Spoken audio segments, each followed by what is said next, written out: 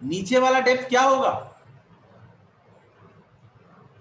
Real depth. Real depth.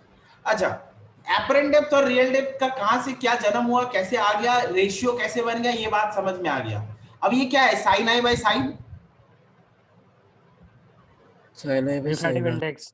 एक बात बताइए, आई वाटर में है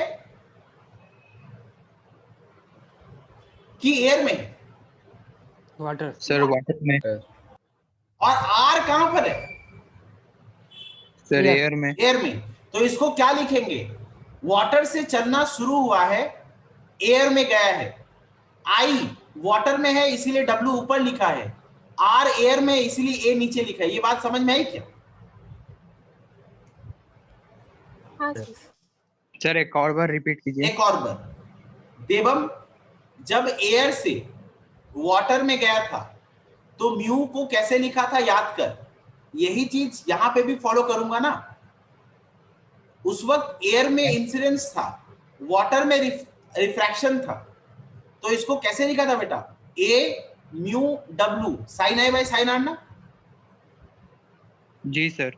आई इसीलिए न्यूमरेटर में लिखा था क्योंकि एयर में था। तो यहां साइन आई क्या है? वाटर में। बोलना है। हाँ सर। अच्छा, तो अगर ये रिलेशन तुमको समझ में आ गया है तो एक रिलेशन तुमको मैंने और पढ़ाया है। अगर मैं डब्ल्यू म्यू ए लिख रहा हूं तो ये ए म्यू डब्ल्यू के साथ ये रिलेशन शेयर करता है। हाँ। Yes sir. तो अब मैं ऐसे लिखूं, अगर ए म्यू डब्ल्यू तो ये क्या होगा बताइए? 1 बाय डब्ल्यू म्यू ए, और ये क्या आ जाएगा? Real depth by apparent depth. ये एक प्यारा सा डेरिवेशन है जो फॉर्मूला तुमको लिखाया गया है उसका।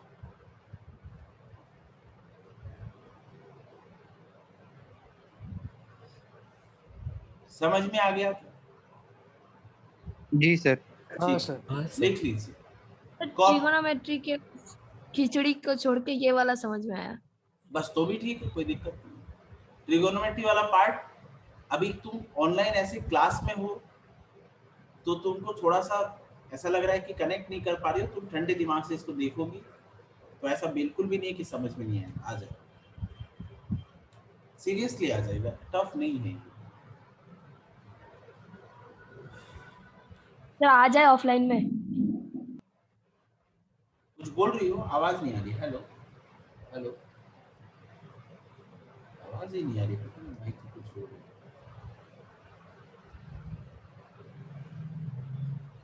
बच्चों हो गया क्या?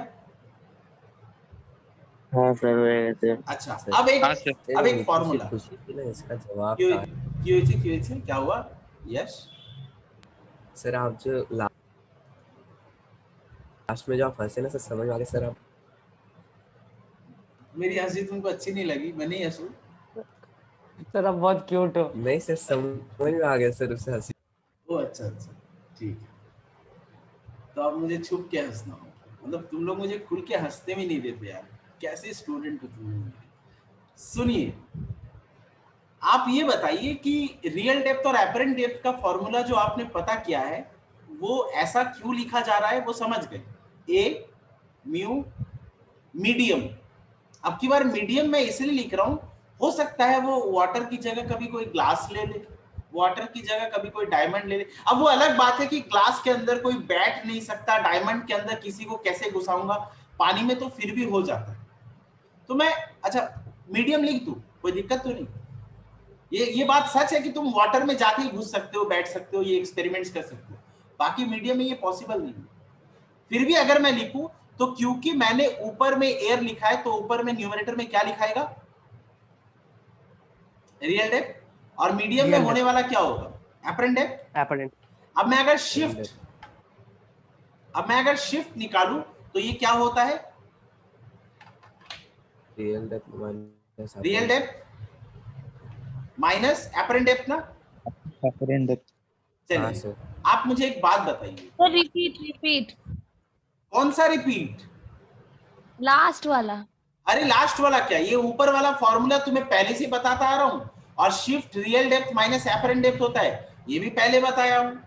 अभी कोई नया तो लिखा हुआ नहीं हूं मैं, सोच के देख। हाँ ठीक है। अच्छा अब समझ में आ गया, पहले खुद एक बार सोच तो लिया कर। अच्छा ये बताइए एपरेंट डेप्थ,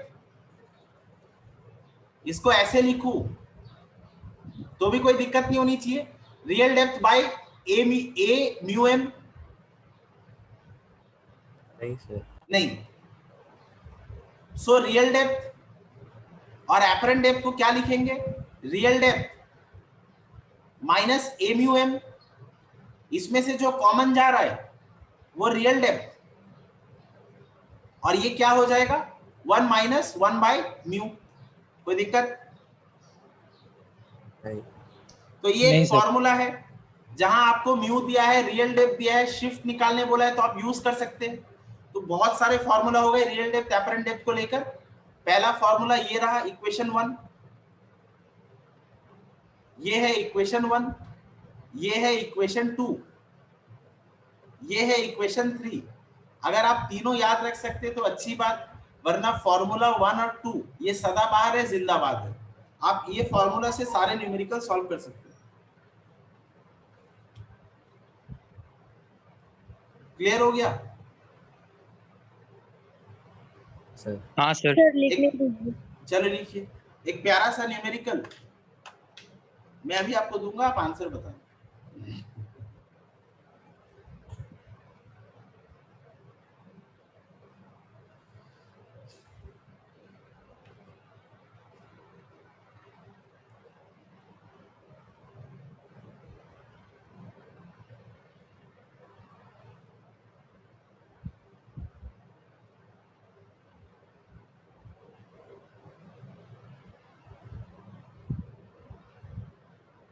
बोलू क्या?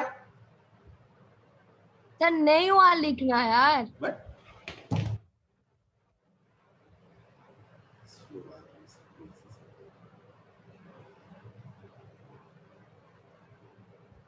तुम थोड़ा कॉम्प्लेन पीना शुरू करो, थोड़ा हॉर्लिक्स पियो, थोड़ा चना वना खाओ, थोड़ी स्पीड बढ़ाओ अपनी।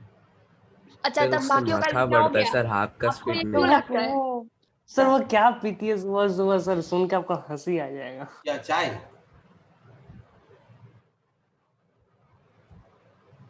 तू शांत रहो समझे। मुझे अकेले में बताना, तो रिकॉर्डिंग में मत बताओ। अब मैं बोलना सर शुरू वो करूं? 1 minus 1 by mu a by m नहीं हाँ ए लिखेंगे? By m, a by m, a by m. एक क्वेश्चन दूं क्या? हाँ सर। सर रुकिए ना थोड़ा सा। बस अब तू लिख, अ कॉइन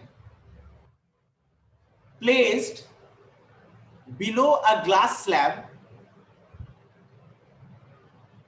सर थोड़ा ऊपर कीजिए। appears to be 2 centimetre raised।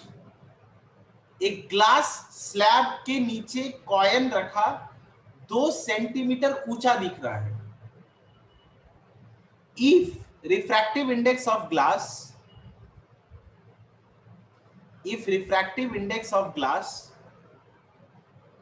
is 1.5 full stop, find the thickness of glass slab, find the thickness of glass slab। इसको थोड़ा सोच कर आंसर देना, टफ नहीं है, लैंग्वेज कुछ ऐसे दिया है मैंने कि तुम्हें कुछ चीजें अंडरस्टूड करनी होंगी, सब कुछ ऑब्वियस नहीं है यहाँ पर। There is something you have to understand, try it once, हो नहीं हो अलग बात।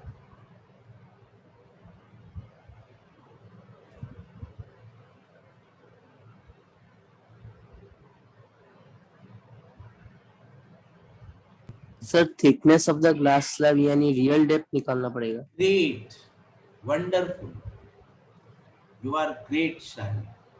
और 2 सेंटीमीटर क्या है बेटा? शिफ्ट। शिफ्ट हाँ सर तो 6 आप सेंटीमीटर होगा। जो भी आंसर आएगा आपको ये समझना है, बस ये आंसर क्या है। मैं कोई वर्कशीट जब दूंगा उसके क्वेश्चन सही होंगे। ये कॉन्सेप्ट समझ में आ गया कैसे यूज करना है? हाँ सर। Very good. थोड़ा थोड़ा। हाँ थोड़ा हाँ, क्या, सर। अच्छा पढ़ने पे आएगा, पहली दफा पढ़ी हो, 1-2 बार पढ़ना पड़ेगा।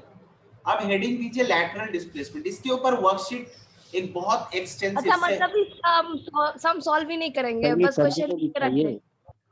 ये अभी सॉल्व मत करो, मैंने वर्कशीट प्रिपेयर कर लिया है। 72 क्वेश्चंस है लाइट के ऊपर, पूरा पहले लाइट पढ़ते हैं फिर सॉल्व करेंगे, ये कवर्ड है उसमें, तो उसकी चिंता आप सर मत फिर करो। भी ये करके दीजिए एक बार। ये करके दूं, बस ये देखो, शिफ्ट हाँ इक्वल्स टू सर रियल वो डेप्थ। 72 क्वेश्चंस क्या आप ऑनलाइन में भेजेंगे? वो मेरी चिंता है, तुम मत सोचो। तो रियल डेप्थ आपको निकालना है, शिफ्ट 2 सेंटीमीटर है, this is something you have to find out. This will be 1 minus 1 by mu 2 centimetre by 1 minus 1 by 1.25 1.5 दिया है। बस ये सॉल्व करके जो आंसर आएगा वो रियल डेप्थ होगा। 1 minus 1 ये 1.5, ये कैसे सॉल्व किया जाता है वो तुम कर लेना। अच्छा, अब हेडिंग तो लैटरल डिस्प्लेसमेंट।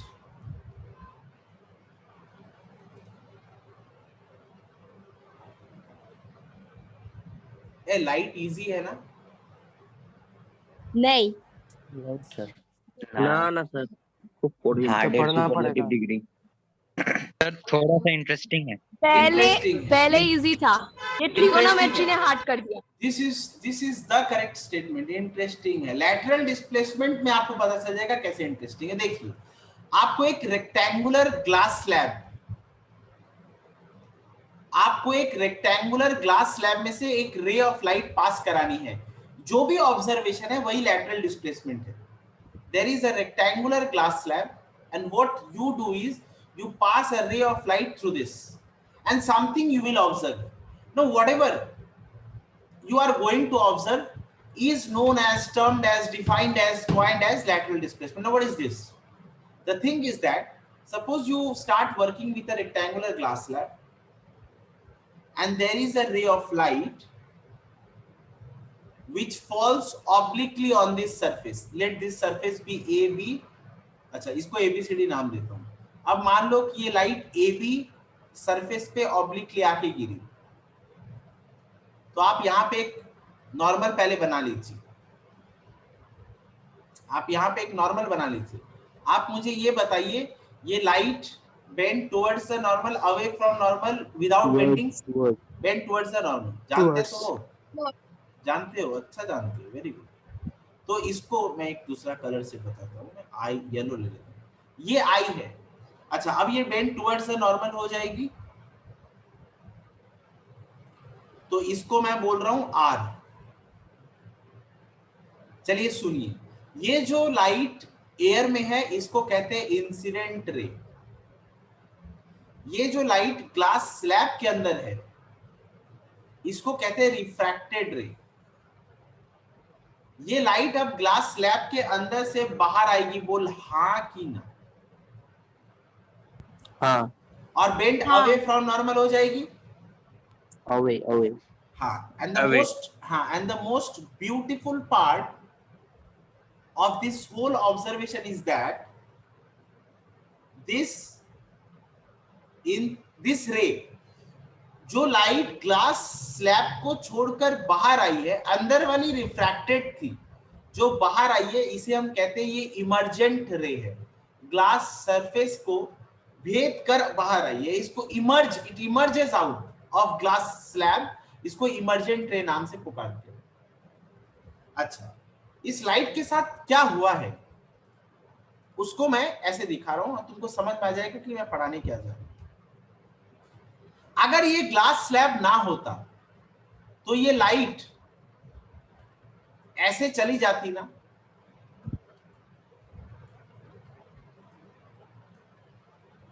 ये लाइट सीधी चली जाती ना, बोलो हाँ कि ना? हाँ हाँ। तो मैं ये लाइट इंसिडेंट हुई, अब ये सीधी चली जाती अगर ग्लास सरफेस ना होता, पर क्योंकि ग्लास सरफेस है तो ये लाइट जो इमर्जेंट रे है ये ऐसी ही जाएगी। ये बात भी सत्य है।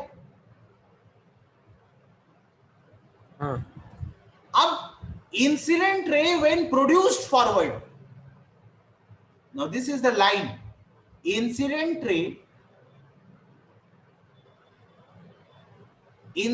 Ray incident ray when produced forward, जब इंसिडेंट रे को मैंने खींच दिया, सीधा खींच दिया, तो मेरे बच्चों इमर्जेंट रे और इंसिडेंट रे के बीच में एक परपेंडिकुलर डिस्टेंस बनाना होगा तुम्हें। इंसिडेंट रे जो तुमने खींचकर बड़ा किया है और इमर्जेंट रे, इसके बीच में एक परपेंडिकुलर डिस्टेंस इमेजिन करना होगा तुम्हें। इमेजिन क्या बनेगा ही बनेगा, तो एक परपेंडिकुलर डिस्टेंस यहां बना रहा हूं। ये जो परपेंडिकुलर डिस्टेंस है, यही लाइट का लैटरल डिस्प्लेसमेंट हुआ है। लाइट अगर ग्लास स्लैब ना क्या ये होती, दोनों पैरेलल है?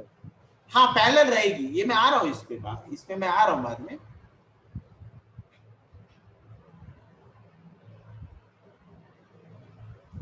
अच्छा, load shedding.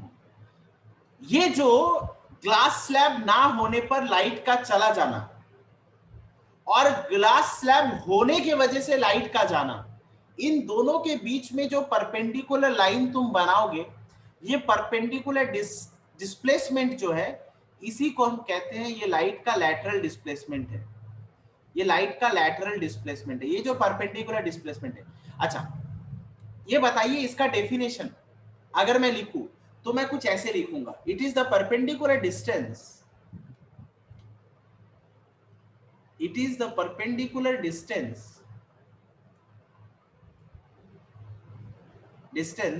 between, it is the perpendicular distance between incident ray produced forward,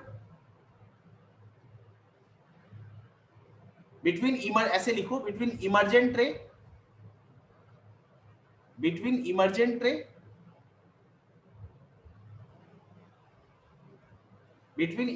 ray and incident ray produced forward।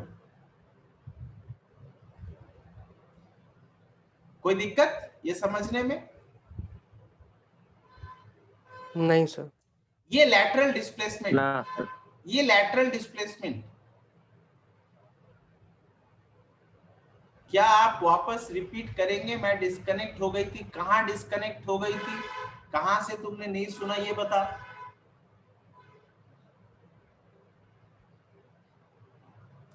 मैं जब इंसिडेंट हुआ, मतलब बहुत बोलना पड़ेगा, मैं ये रिकॉर्डिंग शेयर करूंगा, तुम वहां एक बार सुनना, शुरू से ही नहीं सुना तुमने। अच्छा, यहां तक ऐसा हुआ है पैसेंजर कि इंसिडेंट रे जब ग्लास सरफेस पे आई, ये ग्लास स्लैब है, अगर इंसिडेंट रे ग्लास स्लैब के सरफेस पे आती है तो वो बेंड टुवर्ड्स द नॉर्मल होगी कि नहीं होगी? बेंड टुवर्ड्स द नॉर्मल होगी। ये येलो वाला इंसिडेंस एंगल, ये येलो वाला रिफ्रैक्टेड एंगल। अच्छा, अब ये जो आर है, ये जो आर है, ये यहां पर एंगल ऑफ इंसिडेंस होगा, बोल हाँ। अरे होगा ना ये? हाँ। अच्छा, ये आई, अब ये क्या होगा? Angle of refraction, bend away from normal. हाँ। लाइट जब सीडी सरफेस पे है तो ये एंगल ऑफ इंसिडेंस होगा, और ये जो एंगल होगा ये क्या होगा? एंगल ऑफ रिफ्रैक्शन ना। जी हाँ। सर। अब इस लाइट को मैं क्या बोल रहा हूं? इमर्जेंट रे। तो इसको हम कहते हैं एंगल ऑफ इमर्जेंस ई, इसको हम कहते हैं angle of emergence E. Angle of refraction अंदर रखा है ग्लास स्लैब के अंदर, क्योंकि उसको रिफ्रैक्टेड रे नाम दे रहा हूं। बाहर लाइट बाहर जो आ रही है उसको इमर्जेंट रे नाम दे रहा हूं, तो इसको एंगल नाम दे रहा हूं ई। एंड जो सबसे अच्छी चीज हमने नोटिस की वो ये है कि एंगल ऑफ इंसिडेंस जो ऊपर था और एंगल ऑफ इमर्जेंस जो नीचे है, ये दोनों समान है। मतलब कि इमर्जेंट रे will be parallel to incident ray, ये लिख सकता हूं मैं? हाँ। हाँ, यही एक ऑब्जर्वेशन था जो हमने नोटिस किया कि अगर ग्लास स्लैब में से किसी लाइट को पास कराते हैं तो ग्लास स्लैब में से लाइट पास करने के बाद एक लैटरल डिस्प्लेसमेंट दिखाती है, और ये लैटरल डिस्प्लेसमेंट मैंने वायलेट लाइन से इंडिकेट किया। इसका डेफिनेशन लिख दिया है, तुम्हारी एग्जाम में इस पे जो क्वेश्चन पूछा जाएगा वो ये है, what are the factors on which lateral displacement of a light depends. Lateral displacement क्या है, अगर ये समझ में आ गया तो मैं फैक्टर बोल दूंगा, तुमको ऑब्वियसली समझ में आने वाला है। सर ये पैरेलल वाला पार्ट फिर से समझाएंगे। ये आई हमने नोटिस किया हजारों बार एक्सपेरिमेंट करके, ये एंगल ऑफ इमर्जेंस के साथ इक्वल होता है। अगर ये दो लाइन इक्वल एंगल बना रहा है, ये एक एंगल में है शाहीन और ये एक एंगल में है शाहीन, तो ये दो एंगल इक्वल होने पर पैरेलल होंगे ना। ये सर लाइन इक्वल कैसे होगा, वो तो रिफ्रैक्टेड रे हुआ ना, इक्वल तो नहीं होगा। नहीं ऐसा नहीं है, सुनो, पहले सरफेस पे लाइट का रिफ्रैक्शन हुआ, लाइट ग्लास सरफेस पे गई, बेंड टुवर्ड्स द नॉर्मल। हाँ सर। और फिर जब लाइट बाहर आ रही है तो बेंड अवे फ्रॉम नॉर्मल। हाँ। It is something we noticed कि जो ऊपर में एंगल ऑफ इंसिडेंस था और जो इमर्जेंट रे का एंगल ऑफ इमरजेंसी, ये दोनों हमेशा इक्वल हो रहा है। या तुम ऐसा मान लो कि मैंने जितनी बार इंसिडेंट रे को प्रोड्यूस फॉरवर्ड किया, मैंने यही पाया कि ये इमर्जेंट रे के साथ पैरेलल है। सर वो पहले वाला इंसिडेंट रे। हाँ पहला वाला ये वाला। अच्छा ठीक है। हाँ, इसको मैं मिटा ही दे रहा हूँ। तो कोई दिक्कत है ये समझने में? नहीं सर। अच्छा, फैक्टर्स, यही एक सवाल है जो तुमको मतलब भूलना नहीं है। ये फैक्टर्स लाइट में सारे तुमको याद होने चाहिए। पहला factor, factors on which lateral displacement depends. Lateral displacement depends, glass slab मेरे पास है क्या? हाँ है तो सही। एक बात बताइए,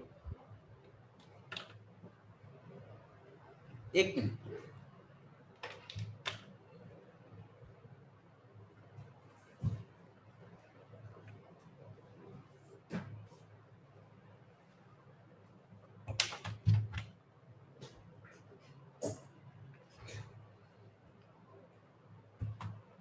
मान लो तुम जिस ग्लास स्लैब से काम कर रहे हो, पहला ग्लास स्लैब का थिकनेस इतना है,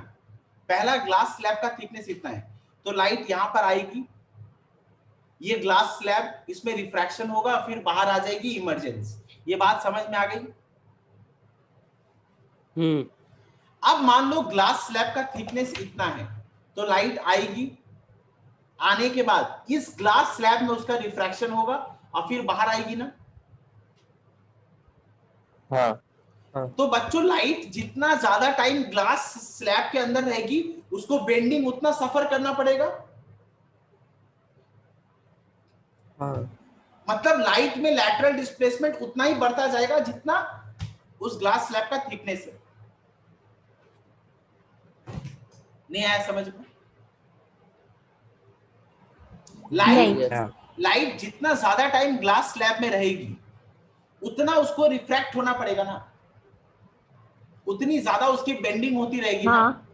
तो जितनी ज्यादा बेंडिंग होगी लाइट की जितनी ज्यादा बेंडिंग होगी, जितना ज्यादा टाइम वो ग्लास स्लैब में रहेगी, उतनी ज्यादा बेंडिंग, और जितनी ज्यादा बेंडिंग उतना ज्यादा लैटरल डिस्प्लेसमेंट।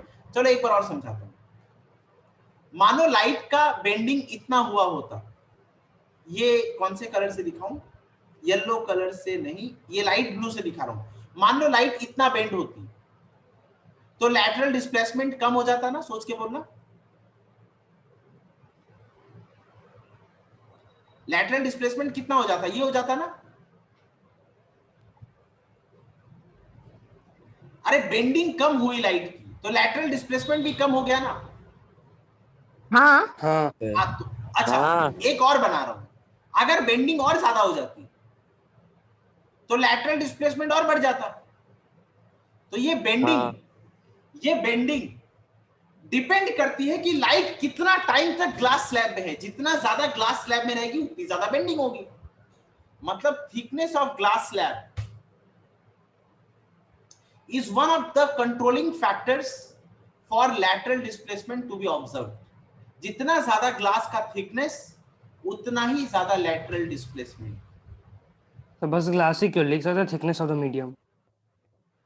हम ग्लास स्लैब ये टॉपिक ही ऐसे पढ़ रहे हैं कि lateral displacement observed in a rectangular glass slab,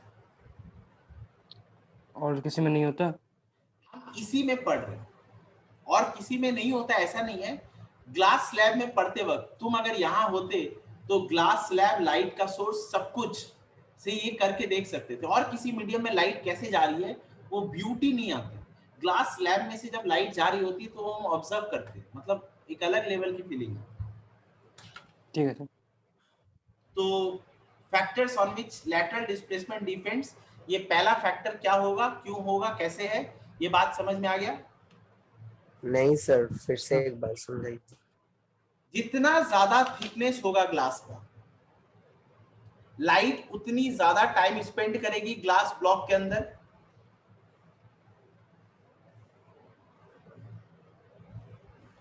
thickness बड़ा है, ग्लास स्लैब मोटा है, इस मेरे घड़ी वाले हाथ, मेरा जो घड़ी वाला हाथ है वो ग्लास स्लैब का ऊपर का सरफेस है, और ये नीचे वाला हाथ ग्लास का नीचे का सरफेस है। घड़ी वाले हाथ पे लाइट आई और ये थिकनेस बहुत ज्यादा है, तो लाइट बहुत देर तक ग्लास स्लैब में रहेगी ना? हाँ सर। जितना ज्यादा लाइट ग्लास स्लैब में रहेगी उतनी ज्यादा लाइट को बेंडिंग सफर करना पड़ेगा।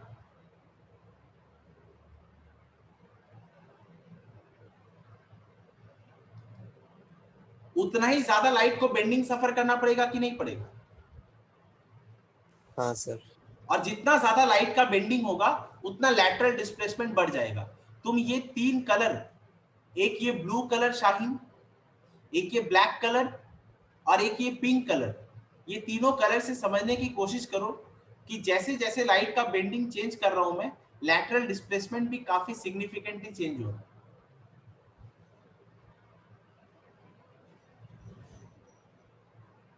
ब्लू वाला लाइट कम डिविएट किया है, लैटरल डिस्प्लेसमेंट कम है।